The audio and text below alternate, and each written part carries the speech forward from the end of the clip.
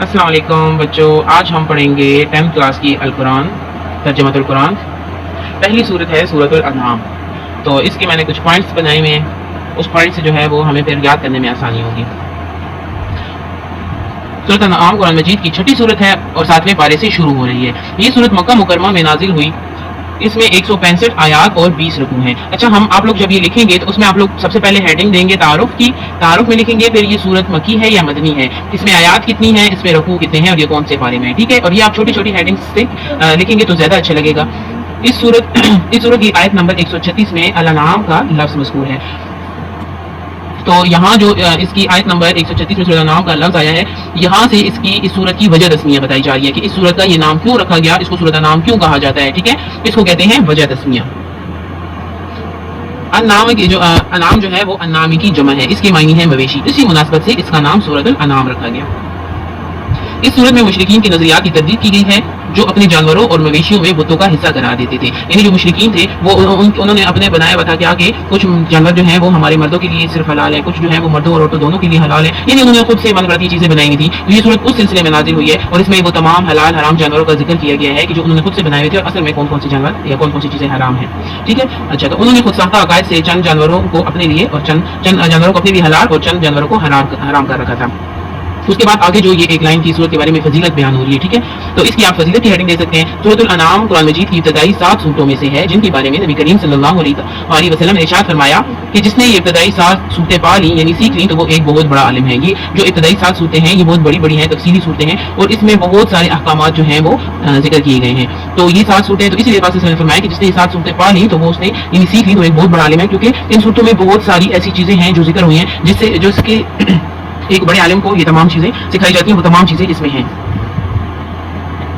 اس کے بعد ہے مرکزی موضوع، تو یہاں تو پہلے سی ہیڈنگ دی ہے تو اس میں بھی آپ ہیڈنگ دیں گے سورۃ انعام کا مرکزی موضوع توحید، رسالت، آخرت اور معاشرتی زندگی کا احکام ہے، ٹھیک ہے۔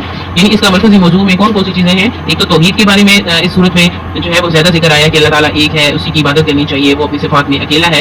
دوسرے نمبر پہ ہے رسالت کا اس میں ذکر آیا ہے کہ نبی پاک صلی اللہ علیہ وسلم برحق اور آخری نبی ہے، صحیح ہے۔ اور تیسری چیز جو ہے وہ کیا آخرت کا ذکر ہے کہ آخرت جو ہے وہ آ کر رہے گی اور اس سے کوئی انکار نہیں کر سکتا۔ اور اس کے علاوہ اس کی صورت کے آخر میں جو ہے وہ معاشرتی زندگی کے احکام بیان ہوئے ہیں، یعنی ہمیں دنیا میں کس طرح رہنا چاہیے، ایک دوسرے کے ساتھ کس طرح کا سلوک کرنا چاہیے اور ایک دوسرے کی چیزوں کے ساتھ کیا کرنا چاہیے، خود کس طرح رہنا چاہیے، یعنی معاشرے میں رہنے کے جو اصول ہیں وہ بھی اس صورت میں ذکر کیے گئے ہیں۔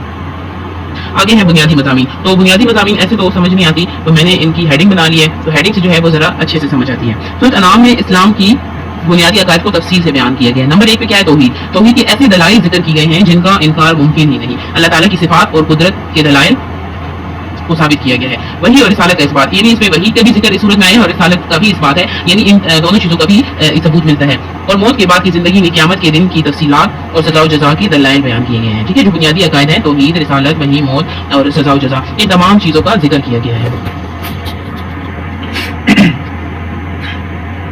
اس کے بعد اسلام کے بنیادی عقائد پر کفار اور مشرکین کے اعتراضات کا ذکر کر کے ان کے جوابات بہت اچھے طریقے سے دی گئے ہیں۔ سورۃ انعام میں یہاں بھی ایک ہیڈنگ بن سکتی ہے کہ کائنات میں غور و فکر کی دعوت دی گئی ہے۔ اللہ پاک نے سورۃ الانعام میں کیا کہا ہے؟ انسان کو کیا کہا ہے کہ کائنات میں غور و فکر کریں، تو یہ ہیڈنگ بھی یہاں آپ دے سکتے ہیں۔ سورۃ الانعام میں مشرکین مکہ کو تخلیق انسان اور تخلیق کائنات میں غور و فکر کی دعوت دی گئی ہے۔ سورۃ کی ابتدا میں اللہ تعالیٰ کی تعریف سے ہوتی ہے جس نے آسمان اور زمین، روشنی، اندھیرے کو پیدا فرمایا اور مٹی کو اور انسان کو مٹی سے تخلیق فرمایا۔ وہ انسانوں کی تمام حرکات و سکنات اور زمین و آسمان کی ہر چیز سے باخبر ہے۔ اللہ تعالیٰ کی قدرت کاملہ کے بیان کے بعد مشرکین کا طرز عمل بیان ہوا ہے، یعنی پہلے تو اللہ پاک کی قدرت کا ذکر ہوا ہے کہ اللہ تعالیٰ کس طرح ہر چیز پہ قادر ہے، ہر چیز اللہ تعالیٰ کے دسترس میں ہے۔ اس کے بعد مشرکین کا طرز عمل بیان ہوا ہے کہ ان کے پاس بھی جب حق آیا تو انہوں نے اسے اعراض کیا۔ اعراض کا مطلب ہوتا ہے منہ موڑ لینا، ٹھیک ہے، یعنی انہوں نے وہ بات نہ سنی۔ مشرکین نے ہمیشہ توحید کی دعوت دینے والی ہستیوں کا مذاق اڑایا، یعنی مشرکین جو ہے وہ جو بھی ان کے پاس اگر ان کو حق کی بات بتاتا ہے تو وہ کیا کرتے ہیں، وہ ہمیشہ ان کو مذاق اڑاتے ہیں۔ انبیاء کرام علیہ السلام کو ساحر کہا اور فرشتے کے نزول کا مطالبہ کیا، یعنی مشرکین نے کیا کیا؟ پہلے تو جنہوں نے اللہ تعالیٰ کی طرف دعوت دی ان کا مذاق اڑایا اور انبیاء کرام کو ساحر کہا کہ یہ جادوگر ہیں، یہ جادو دکھاتے ہیں، اور پھر کیا کہا کہ اگر تم سچے ہو تو فرشتوں کو کہو کہ وہ آسمان سے اترے اور ہم ان کو اپنی آنکھوں سے دیکھیں۔ اس صورت میں مشرکین کا طرز عمل ذکر کیا گیا ہے کہ جب وہ دلائل کے سامنے عاجز آ جاتے ہیں تو ایمان لانے کی بجائے بے بنیاد اعتراضات کرتے ہیں، یعنی جب وہ اپنی من گھڑت باتیں کوئی دلیل نہیں پیش کر پاتے تو پھر وہ کیا کرتے ہیں کہ مختلف قسم کے اعتراضات شروع کر دیتے ہیں۔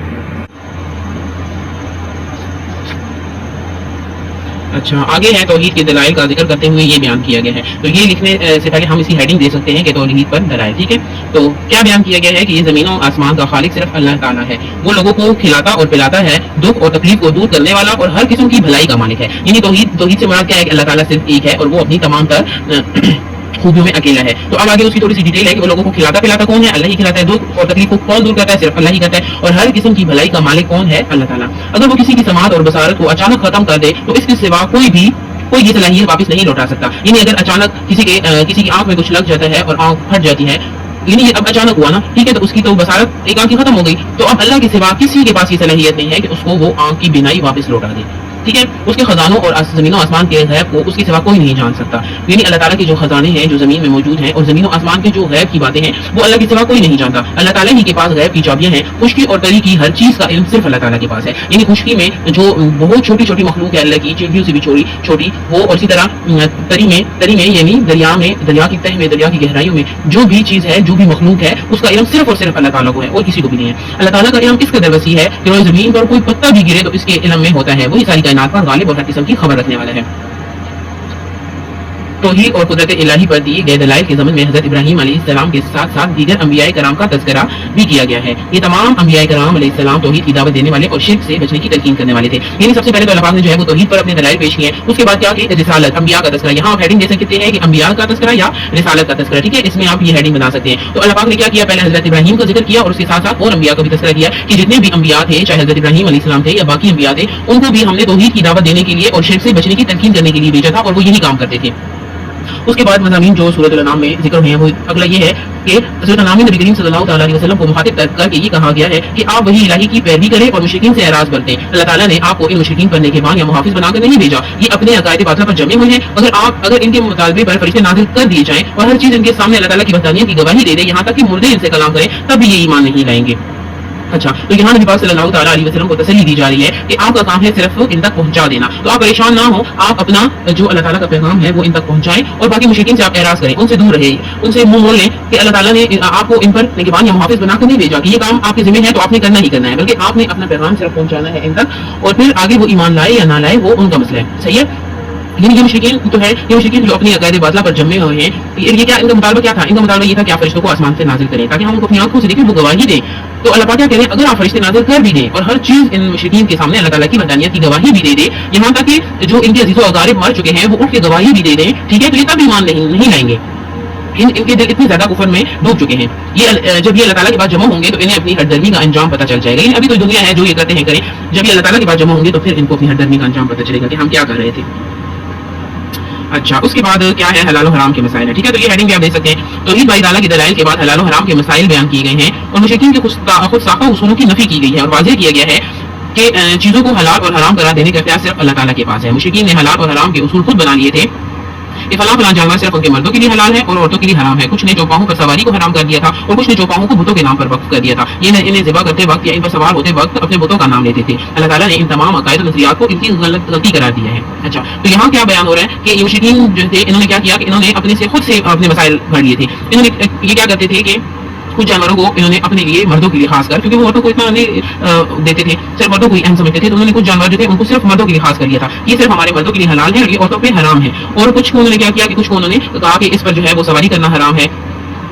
تو یہ انہوں نے اپنے آپ سے خود سے بہت سارے بنا لیے تھے اور باقی جو جن جانوروں کو ذبح کیا جاتا تھا تو یہ ان پر اپنے بتوں کا نام لیتے تھے. تو اللہ پاک نے کیا کیا کہ ان کے تمام نظریات کو غلط قرار دیا. بہتا ہوا خون, خنزیر کا گوشت اور وہ جانور جس کو ذبح کرتے وقت اللہ تعالیٰ کے سوا کسی کا نام پکارا گیا وہ کو حرام قرار دیا گیا. اچھا, اس صورت میں جو حرام جانور ہے یا حرام گوشت ہے اس کا ذکر کیا گیا ہے کہ بہتا ہوا خون, جو خون بہ رہا ہوتا ہے ذبح کے وقت, وہ اس کے علاوہ خنزیر کا گوشت اور وہ جانور, یعنی جانور تو حلال ہے لیکن اگر اس پر کسی غیر اللہ کا نام لیا گیا ہو تو وہ حرام جانور ہوگا.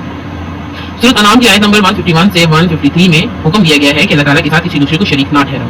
اچھا, یہاں پہ اب معاشرتی زندگی کے احکام بیان ہوئے ہیں. کیا کہ والدین کے ساتھ حسن سلوک کیا جائے, اولاد کو رزق کی کمی کے ڈر سے قتل نہ کیا جائے, بے حیائی کے قریب نہ جایا جائے, یعنی بے حیائی کرنا تو دور کی بات ہے, بے حیائی کے قریب بھی نہ جایا جائے, قتل و غارت گیری نہ کی جائے, یتیموں سے حسن سلوک کرنے کا حکم دیا گیا ہے. اب یہاں کیا یتیموں سے حسن سلوک کرنے کا حکم دیا گیا ہے کہ اگر فرض کریں کہ آپ کے عزیز کوئی فوت ہو جاتے ہیں, ان کے یتیم بچے رہ جاتے ہیں, تو آپ نے حسن سلوک ان کے ساتھ لازمی کرنا ہے کیونکہ وہ یتیم ہے. صحیح ہے, پر ان کا مال کھانے سے منع ان کا مال کھانے سے منع کیا گیا ہے، ناپ توڑ کو پورا کرنے اور ہر معاملے میں عدل و انصاف کا حکم دیا گیا ہے، ان احکام پر عمل کرنے کو صراط مستقیم قرار دیا گیا ہے۔ یعنی اگر آپ صراط مستقیم کو ڈھونڈنا چاہتے ہیں تو ان معاشرتی احکام پر عمل کریں، صحیح ہے، ان تمام احکام پر عمل کریں تو آپ کو صراط مستقیم خود ہی مل جائے گا۔ اچھا آگے پھر حضرت ابراہیم کی دعا کا تذکرہ ہے کہ ان صلاتی و نسکی و محیایا و مماتی للہ رب العالمین، بے شک میری نماز، میری قربانی اور میرا جینا اور میرا مرنا اللہ کے لیے ہے جو تمام جہانوں کا رب ہے۔ چلیے میں اس کا لفظی ترجمہ کر دیتی ہوں۔ ان بے شک صلاتی میری نماز و نسکی اور میری قربانی و محیایا اور میرا جینا و مماتی اور میرا مرنا للہ اللہ کے لیے ہے، ربی جو کہ رب ہے،